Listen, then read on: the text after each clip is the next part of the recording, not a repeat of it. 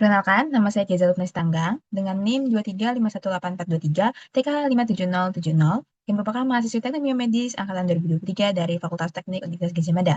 Di sini saya akan memaparkan mengenai artikel review dari artikel jurnal yang berjudul Ankle Bracelet Laser as a Novel Portable Device to Improve Walking in Patients with Parkinsonism Randomized Crossover Control Trial untuk memenuhi ujian tengah semester mata kuliah Assistive dan Welfare tahun 2025.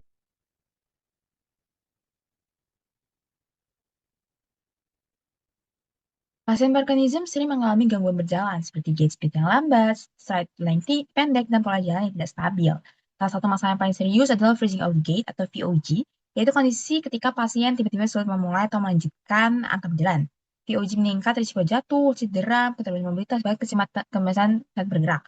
Dan ketika sehari-hari, kondisi ini pun dapat membuat pasien kehilangan rasa percaya diri dan menjadi lebih bergantung pada orang lain.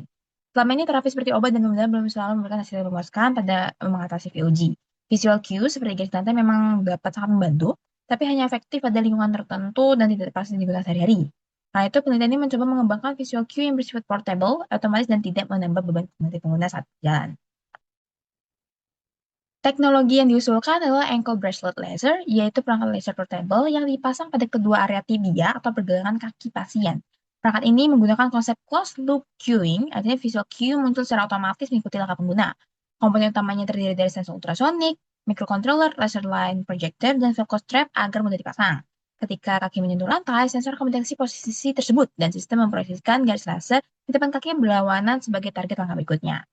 Keunggulan desain ini adalah pengguna tidak perlu mengoperasikan alat secara manual, sebab sistem itu bekerja secara otomatis sehingga pasien dapat lebih fokus berjalan dibandingkan memikirkan cara mengontrol alatnya. Prinsip teknologi asistif yang dipakai di dalam alat ini, yang pertama perihal person centered. Desain alat ini cukup menyesuaikan keterbatasan motorik dan kognitif pasien karena bekerja otomatis tanpa kontrol rumit. Yang kedua adalah functional outcomes. Jadi penelitian ini menunjukkan adanya peningkatan gait speed seperti stride length, TOG, dan LRI sehingga fungsi berjalan pada pasien menjadi lebih baik. Lalu yang ketiga adalah evidence informed practice. Jadi penelitian ini menggunakan randomized crossover trial dan analisis statistik yang cukup jelas sehingga bukti awal efektivitas alat cukup kuat.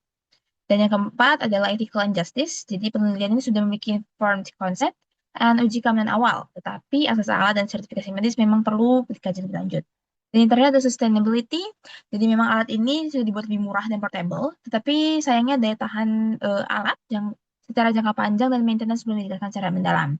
Jadi memang kesimpulannya untuk perihal prinsip teknologinya, secara keseluruhan alat ini menjanjikan, tapi masih membutuhkan pengembangan lebih lanjut sebelum implementasi luas. Activity dalam HAAT. Jadi dalam model HAAT, aktivitas utama yang didukung oleh teknologi ini adalah berjalan atau mobility. Nah, berjalan itu memang merupakan aktivitas yang sangat penting karena berkaitan dengan kemandiri dan partisipasi sosial seseorang. Nah, laser cue yang dipakai pada alat ini tuh membantu pasien memulai langkah, mempertahankan ritme berjalan, meningkatkan panjang langkah, dan mengurangi kesulitan bergerak. Karena itu, perangkat ini dapat disebut sebagai activity enabler, itu teknologi yang membantu aktivitas menjadi lebih struktur dan dapat diprediksi. Namun, peneliti masih terbatas pada pengujian klinis seperti berjalan 10 meter dan TOG test. Belum ada bukti bahwa alat efektif untuk aktivitas bermakna di kehidupan nyata, misalnya berjalan di dalam rumah, pasar, atau ruang. Selanjutnya adalah aspek human, yaitu kesesuaian dengan kondisi pengguna. Dan alat ini memang cukup sesuai dengan kondisi pengguna. Dari sisi fisik, perangkat yang ringan, mudah dipasang dengan velcro, dan tidak membutuhkan keterampilan tangan yang baik. Hal ini penting karena pasien Parkinson itu sering kali mengalami tremor dan kekakuan gerakan. Tapi dari sisi kognitif, alat membantu juga membantu mengurangi beban perhatian karena pasien tidak perlu mengontrol alat secara sadar saat berjalan. Namun, penelitian masih kurang membahas aspek psikologis dan sosial, seperti motivasi pengguna, rasa percaya diri, kenyamanan pengguna di depan orang, atau potensi stigma sosial. Padahal faktor-faktor tersebut itu sangatlah mempengaruhi kebersihan penggunaan teknologi asistif di jangka panjang. Selanjutnya adalah pembahasan mengenai konteks, keterbatasan lingkungan pengujian. Jadi dalam model HAT, konteks penggunaan sangat penting untuk menentukan apakah teknologi dapat digunakan secara efektif di dunia nyata. Penelitian ini dilakukan dalam kondisi klinis yang terrelatif kontrol, seperti lantai rata, pencahayaan baik, dan ruang yang jelas. Padahal pada pengguna sehari-hari, pasien itu harus menghadapi berbagai kondisi, seperti muka yang tidak rata, pencahayaan berubah, dan ruang sempit, keramaian, dan distraksi visual. Karena alat ini bergantung pada visibilitas garis laser, kondisi lingkungan dapat sangat mempengaruhi efektivitas alat. Selain konteks fisik, konteks sosial dan institusional juga belum dibahas secara mendalam, Misalnya mengenai skema penggunaan alat, peran masyarakat, sertifikat medis, distribusi alat, dan integrasi ke sistem layanan kesehatan. Lalu selanjutnya adalah tentang persepsi pengguna. Dari sisi persepsi pengguna, alat ini memiliki beberapa potensi positif. Karena bekerja otomatis, alat berpotensi dianggap mudah digunakan dan membantu pengguna lebih fokus pada aktivitas berjalan dibandingkan mengoperasikan perangkat. Laser sebagai target langkah juga dapat meningkatkan rasa aman dan kepastian langkah saat berjalan. Namun penelitian ini sayangnya belum mengevaluasi pengalaman subjektif pengguna secara mendalam. Belum diketahui apakah pasien merasa nyaman, percaya diri, malu, atau justru bergantung pada alat tersebut.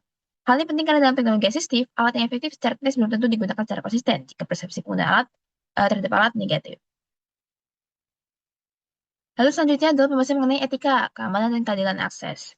Dari sisi etika, penelitian telah memenuhi standar dasar penilaian pada manusia, seperti persetujuan etik, informed consent, anonimisasi data peserta. Selain itu, selama pengujian juga tidak dilaporkan efek samping, seperti pusing atau penglihatan kabur. Namun, etika dalam teknologi asistif tidak hanya berkaitan dengan keamanan, masih ada beberapa isu penting lagi yang perlu dikaji, seperti keamanan penggunaan jangka panjang, risiko ketergantungan pada alat, dan keadilan akses. Walaupun biaya alat sudah diturunkan, akses teknologi tetap dipengaruhi oleh sistem layanan kesehatan, distribusi, dan dukungan profesional. Selanjutnya adalah aspek delivery, implementasi dalam rehabilitasi. Jadi dalam aspek delivery, penelitian itu masih memiliki banyak sekali keterbatasan. Dalam studi, peserta hanya diberikan familiarisasi selama 5 menit sebelum menggunakan alat. Padahal delivery teknologi asistif ideal mencakup asesmen penggunaan pengguna, fitting atau penyesuaian alat, pelatihan penggunaan, monitoring, servis, dan evaluasi jangka panjang. Penelitian juga belum menjelaskan siapa yang akan melatih pasien, bagaimana alat akan didistribusikan, dan bagaimana dukungan teknis dilakukan jika alat mengalami masalah. Selain itu, belum jelas juga apakah alat dapat disediakan dokter, dibiayai asuransi, dan diintegrasikan ke sistem layanan kesehatan.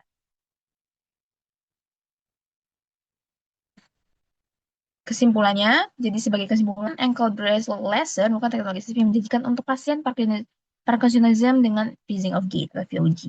Kekuatan utamanya adalah sistem closed loop yang otomatis, portable, sederhana, dan mampu mengurangi beban kognitif pengguna.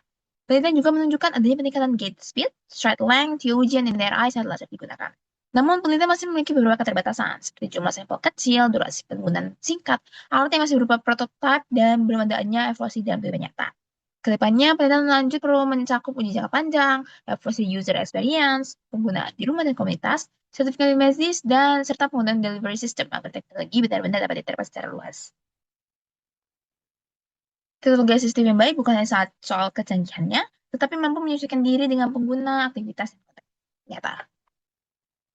Sekian dari presentasi saya mengenai artikel review ankle bracelet sebagai teknologi asistif untuk pasien pepelism. Terima kasih atas perhatiannya. Wassalamualaikum warahmatullahi wabarakatuh.